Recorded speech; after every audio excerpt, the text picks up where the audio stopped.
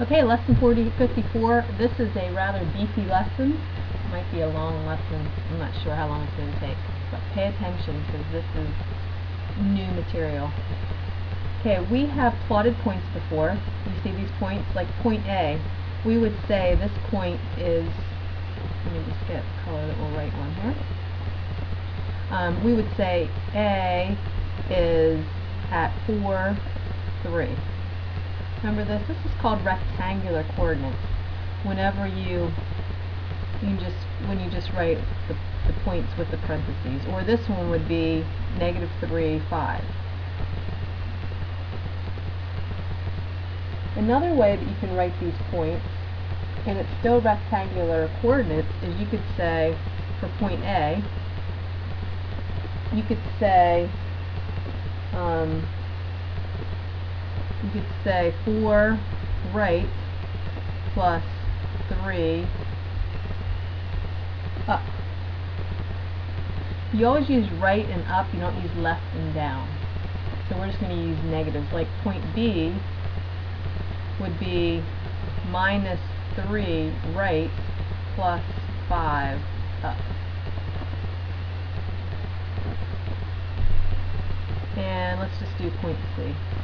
C would be -3 right and -3 up.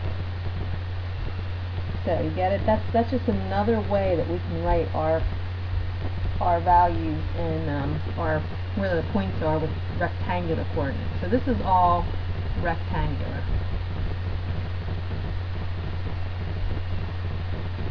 Over here we can also figure out where a point is. You see this point right here? We can write it in polar coordinates. Like this point we can say the length of the line is 4 and the angle is 57 degrees. This is polar coordinates, and we usually write it like this: 4 at 57 degrees. This is polar coordinates.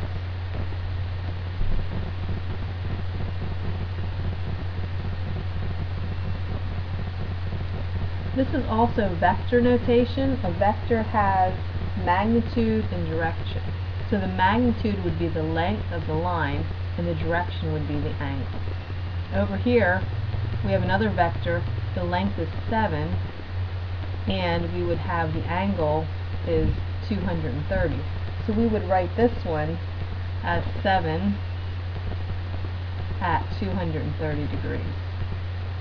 So this is how you write it in polar notation, rectangular to polar. So what we're going to do is we're going to change polar notation, which really just describes where this point is. I could look at this and figure out where the point is. What I would do is I would go 230 degrees and then I would draw a 7-unit length line. So let's try a couple of examples. Hopefully this isn't too difficult. We're going to be using trig to do this. The first one is change 4 at 57 degrees to rectangular coordinates. I already wrote in some of this just to make it a little quicker for us. So we want to really find the rectangular coordinates for this point. It might not looks like it's right on a grid line, but it might not be. So what we would do is we need to find the x coordinate of this point, and we need to find the y coordinate of this point. Now if we're going to find the y coordinate, do you see how it's sine? We would say the sine of 57 degrees is equal to the opposite over the hypotenuse. And then we would just take 4 times the sine of 57 degrees on your calculator, and that gives us the y coordinate. So remember, sine always goes with y. And it's the same thing. X goes with cosine, c comes before s, x comes before y. So if we multiply that out, we get 3.36. Let me make sure I did the right, I don't have my calculator out. 3.36.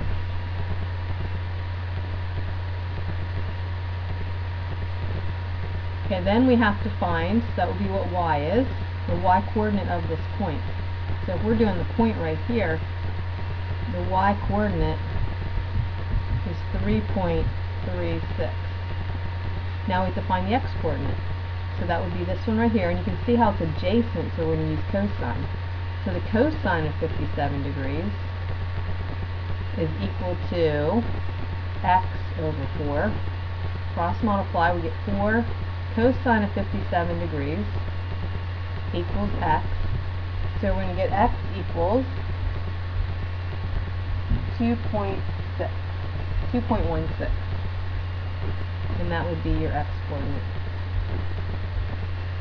So you would write them in rectangular coordinates. You would use the up and right one.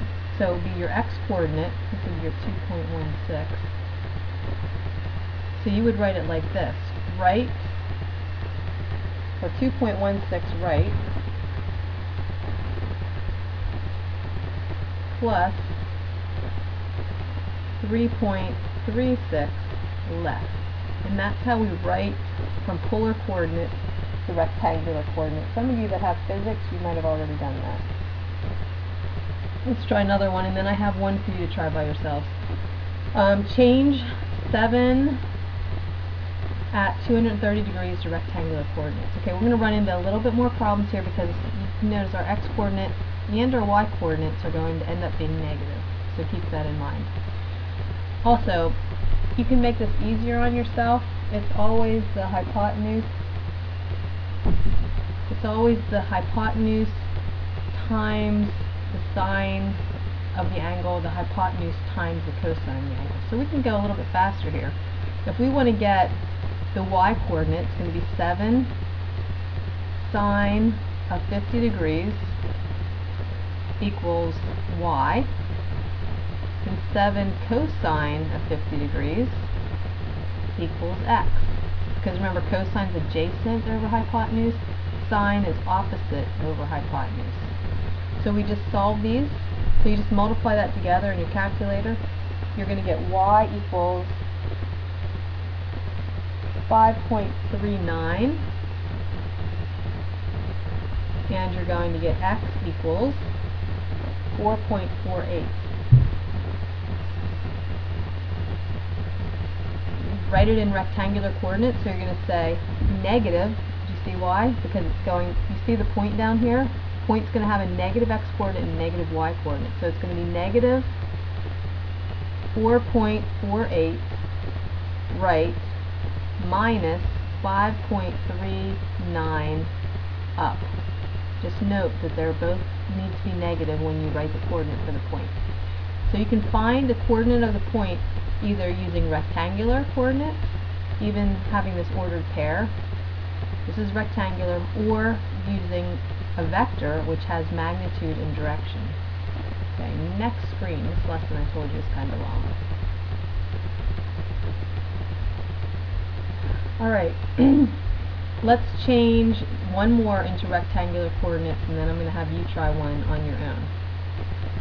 So here we go. This one, you can notice the x coordinate is going to be positive, the y coordinate is going to be negative. I like my red drawing. So we'll do it the easier way. Let's find the sine first, which would be the opposite. So we'd say y equals the hypotenuse times the sine of 20 degrees, and x equals the hypotenuse times the cosine of 20 degrees. So I hope everyone knows what I did there. For my y coordinates, opposite over hypotenuse. Let's just do this real quick. So you would say the sine of 20 degrees is equal to the opposite over hypotenuse. And then you would just cross multiply to get y by itself. So you can just skip that step and just take the hypotenuse times the sine, the hypotenuse times the cosine. So you just pop that all in your calculator, and you're going to get, so look into in my paper what you need to get. It's going to be 14.23 for y and our x-coordinate is going to be 39.48. And then to write it in rectangular coordinates, your x-coordinate is going to be positive, so it's 14.28 right minus 39.48 up. Whoops, did I do that backwards? Yes, I did. Sorry about that. The x-coordinate goes first, so it's 39.48 right minus 14.28 up. You can see the point that the y-coordinate is going to end up being negative. The x-coordinate is going to be positive. So that's all you do for that. I want you to try one since this is a new concept. Here's one to try at home. See if you can get that one. Take a second to do that. I can't really pause the video, so I'm just going to let it go while you work on that.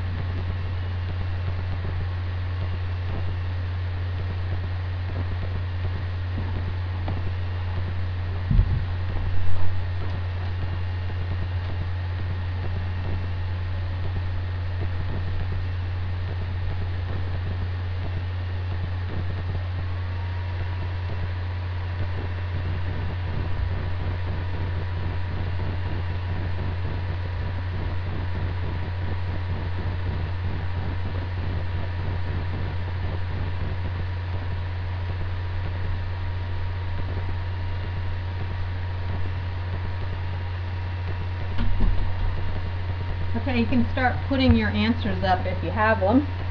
And I already did this problem, so I'm going to pop up the one that I already did, and you can check your answer with it.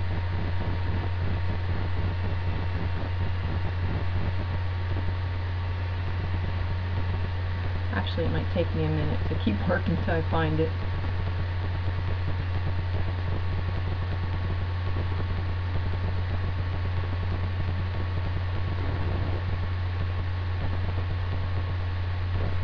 Okay, here's the answer to that.